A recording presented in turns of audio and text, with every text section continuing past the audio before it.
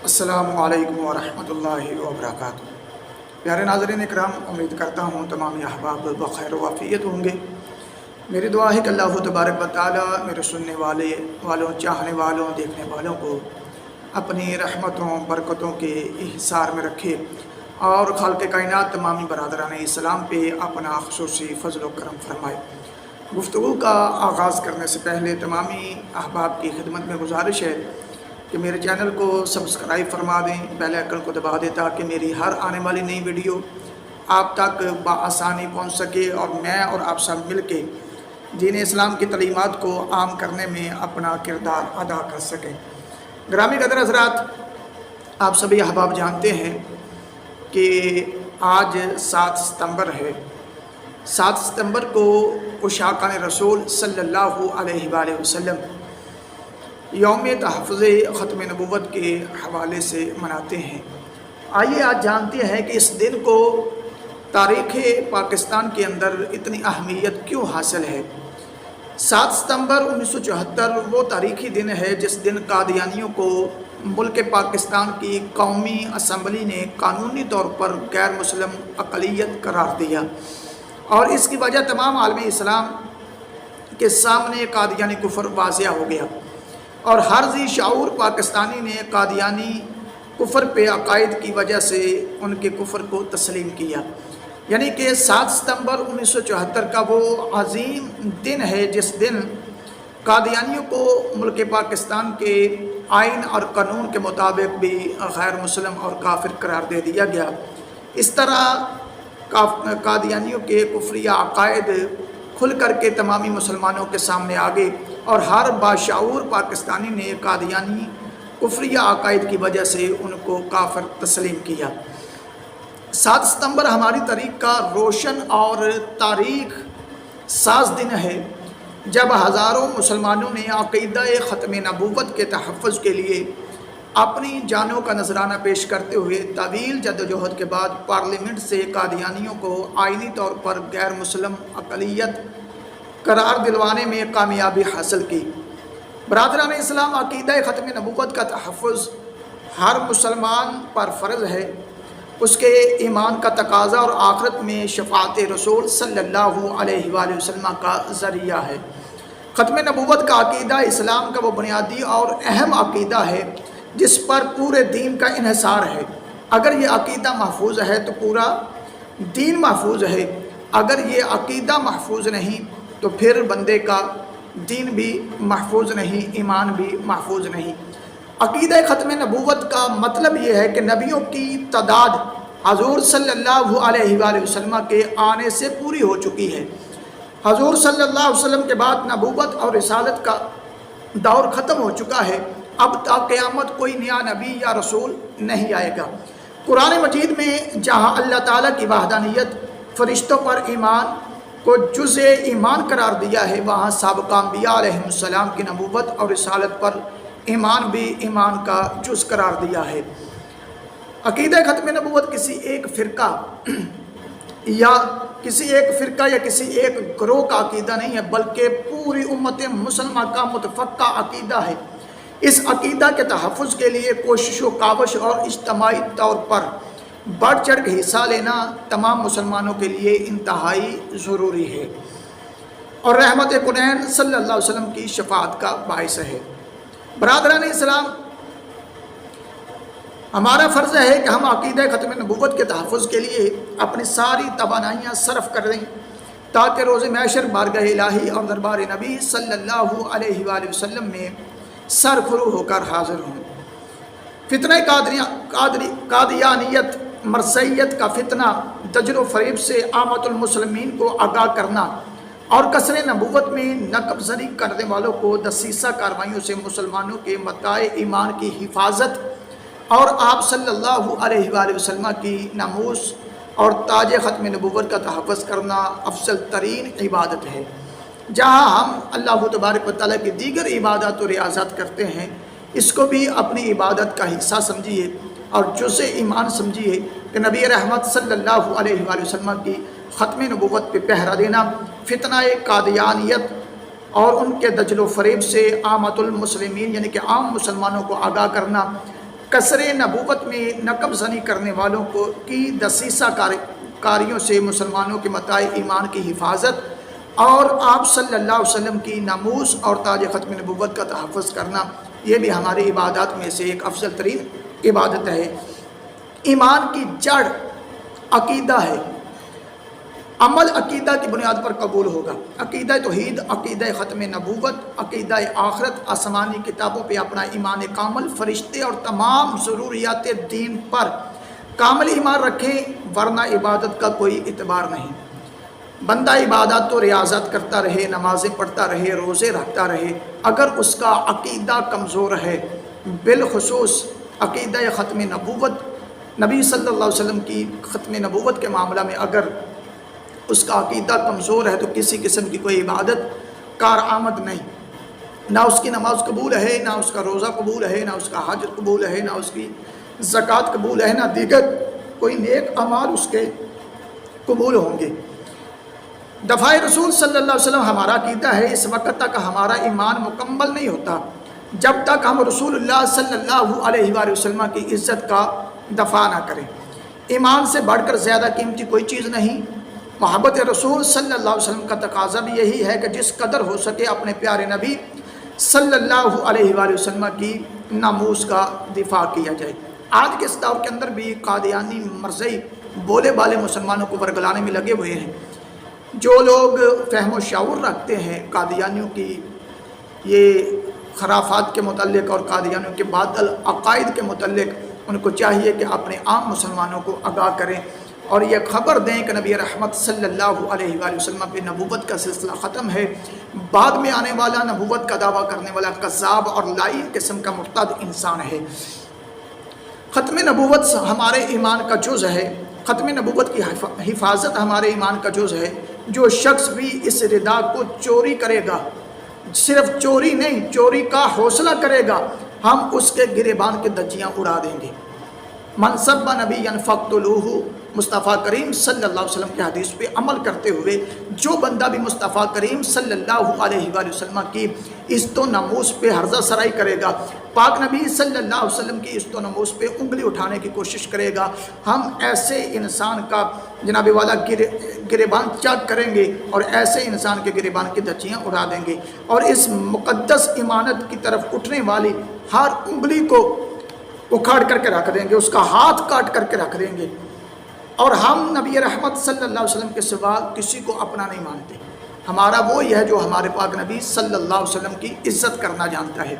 اگر کوئی یہ چاہتا ہے کہ ہم اس بندے کی عزت کریں تو وہ ہمارے پاک نبی صلی اللہ علیہ وسلم کی عزت کرنا شروع کر دے۔ میرے نبی کی عزت کرو گے، ہم آپ کی عزت کریں گے۔ اگر مصطفیٰ کریم صلی اللہ علیہ وآلہ وسلم کی عزت و ناموس پہ کوئی بندہ انگلی اٹھائے گا تو یہ ناقابل برداشت بات ہے، ہم ایسے بندے کو ہرگز گوارا نہیں کرتے اور اس کا اس دنیا میں رہنے کا بھی کوئی حق نہیں ہے۔ عقیدہ ختم نبوت میں پہلے بھی یہ عرض کر چکا، ہمارے ایمان کا جز ہے۔ عقیدہ ختم نبوت دین اسلام کے بنیادی عقائد میں سے ہے جس پر ایمان لانا فرض ہے۔ لہٰذا فتاوی عالمگیری کے اندر یہ فتویٰ نقل ہے،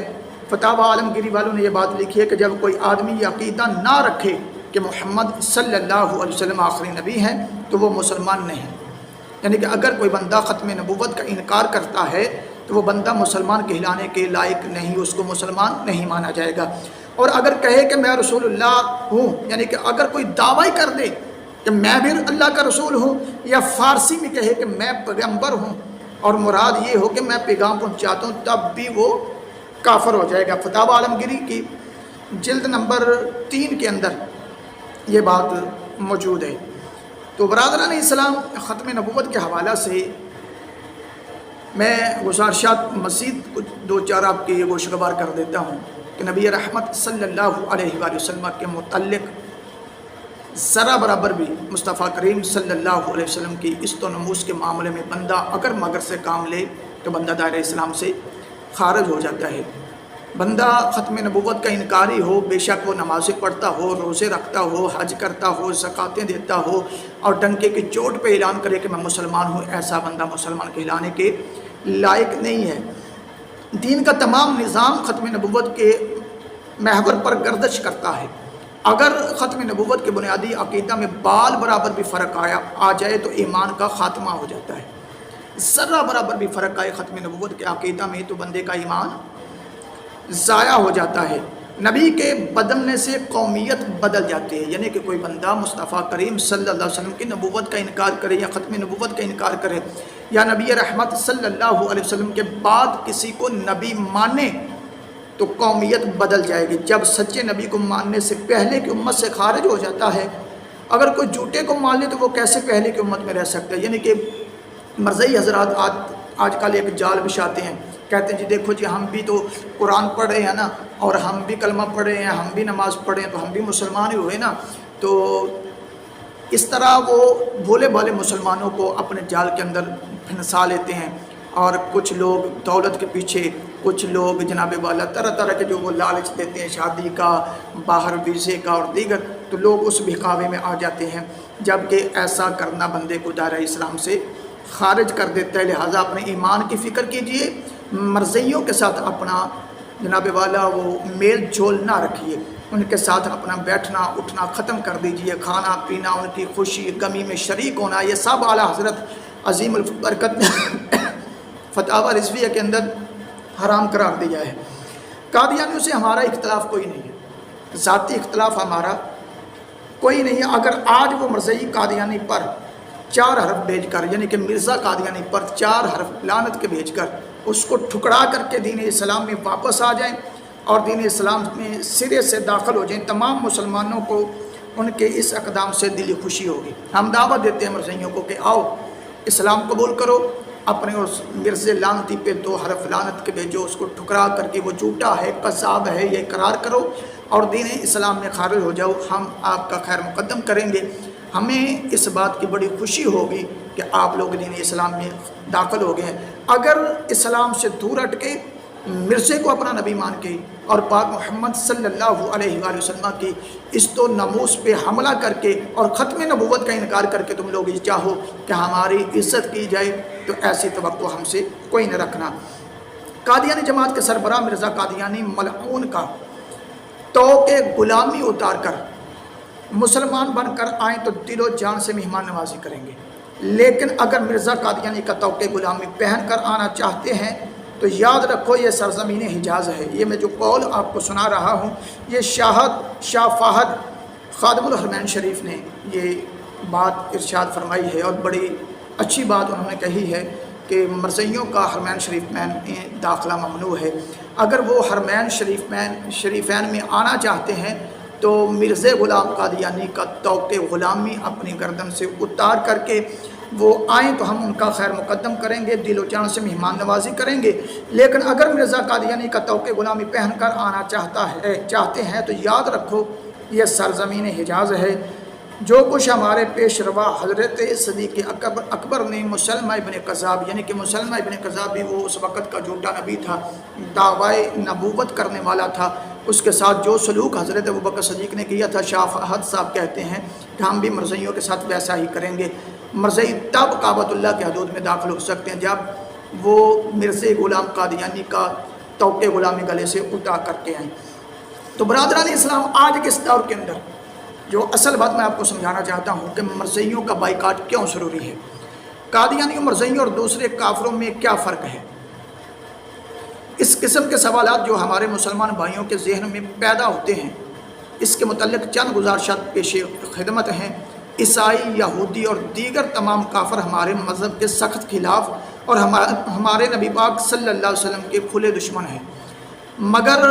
آج تک کسی عیسائی، یہودی یا کسی اور کافر نے اپنے کسی مذہبی رہنما کو محمد الرسول اللہ صلی اللہ علیہ وسلم کے طور پر پیش نہیں کیا۔ لیکن مرزا غلام قادیانی ملعون نے بے شمار کفریہ دعوے کرتے ہوئے محمد صلی اللہ علیہ وسلم ہونے کا دعویٰ کیا۔ چنانچہ قادیانی اپنے جھوٹے نبی مرزا غلام قادیانی کو عین محمد سمجھتے ہوئے کلمہ طیبہ پڑھ کر مسلمانوں کو کھلا دھوکہ دیتے ہیں، بلکہ وہ غلام قادیانی کی نبی کریم صلی اللہ علیہ وسلم سے بڑھ کر فضیلت کے قائل ہیں۔ یعنی کہ مرزائی جھوٹے نبی کی اتنی فضیلت بیان کرتے ہیں کہ وہ پاک نبی صلی اللہ علیہ وسلم کے برابر اس کو سمجھتے ہیں، بلکہ نعوذ باللہ من ذالک وہ پاک نبی صلی اللہ علیہ وآلہ وسلم سے بھی اعلیٰ مرزا غلام قادیانی کو سمجھتے ہیں، جبکہ وہ قذاب، لعین، مرتد،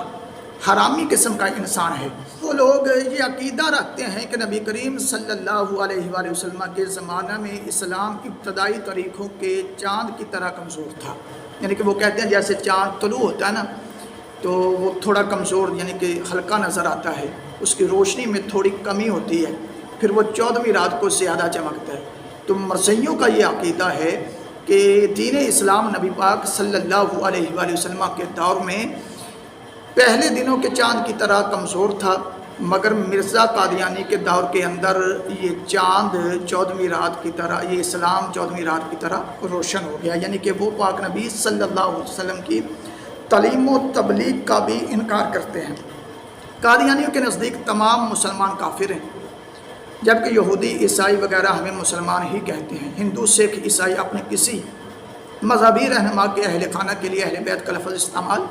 نہیں کرتے، یعنی کہ دیگر جو کافر ہیں، عیسائی ہیں، یہودی ہیں، ہندو ہیں،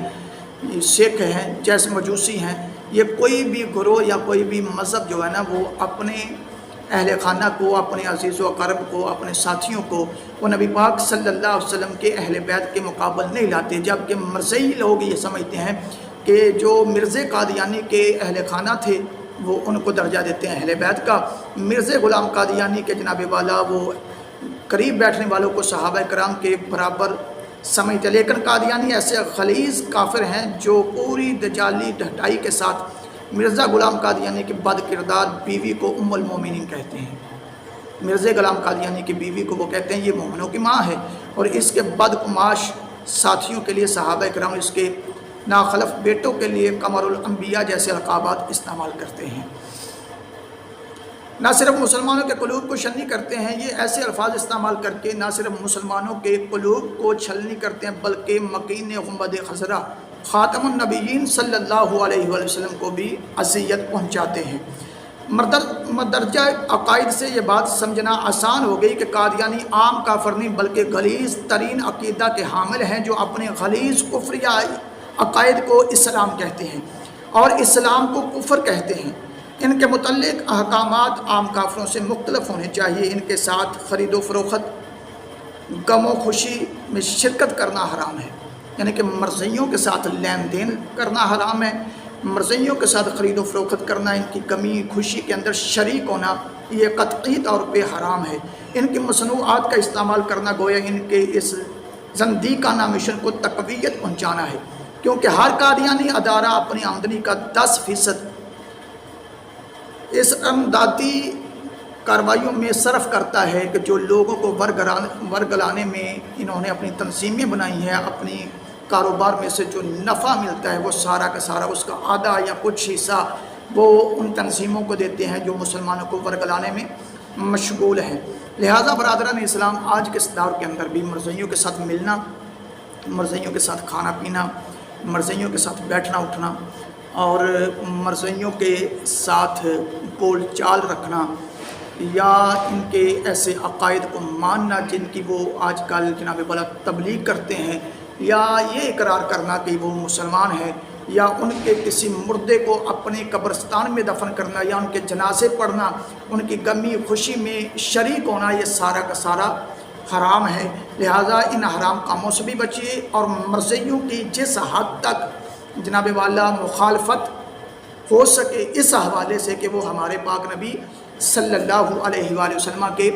دشمن ہیں، ہمیں کرنی چاہیے۔ اپنے دشمن کی ہم ہر حد تک جناب والا مخالفت کرتے ہیں، جو ہمارا دشمن ہوگا ہم اس کو اچھا نہیں سمجھتے، ہمارے باپ کا دشمن ہو ہم اچھا نہیں سمجھتے، تو پھر نبی پاک صلی اللہ علیہ وسلم کے دشمن کو ہم کیسے اچھا جان سکتے ہیں؟ ہمارے باپ کے خلاف کوئی بات کر دے تو ہم اس بندے کے قریب نہیں بیٹھتے، ہم اس بندے کو جناب والا اس بندے کے ساتھ بول چال رکھنا گوارا نہیں کرتے، کیونکہ وہ باپ کا بے ادب ہے۔ تو جو نبی کا بے ادب ہے اس کے ساتھ ہم اپنی بول چال کیسے رکھ سکتے ہیں؟ اعلیٰ حضرت عظیم البرکت نے فتاویٰ رضویہ کے اندر جناب والا میں اس فتوے کا مفہوم آپ کے سامنے رکھ رہا ہوں۔ واضح طور پہ آپ نے ارشاد فرما دیا ہے کہ مرزائیوں کے ساتھ میل جول رکھنا، مرزائیوں کی غمی خوشی کے اندر شریک ہونا، مرزائیوں کے جنازوں میں شریک ہونا، مرزئی کو اپنے قبرستان میں دفن کرنا یا ان کی قبروں پہ فاتحہ کے لیے جانا، یہ سب کچھ حرام ہے۔ جو بندہ کافر کو کافر نہ جانے وہ بھی کافر ہے، لہذا جو بندہ مرزئیوں کو کافر نہیں سمجھتا وہ بھی دائرہ اسلام سے خارج ہے، وہ اپنے ایمان کی فکر کرے۔ دعا ہے کہ اللہ تبارک و تعالیٰ مجھے اور آپ سب کو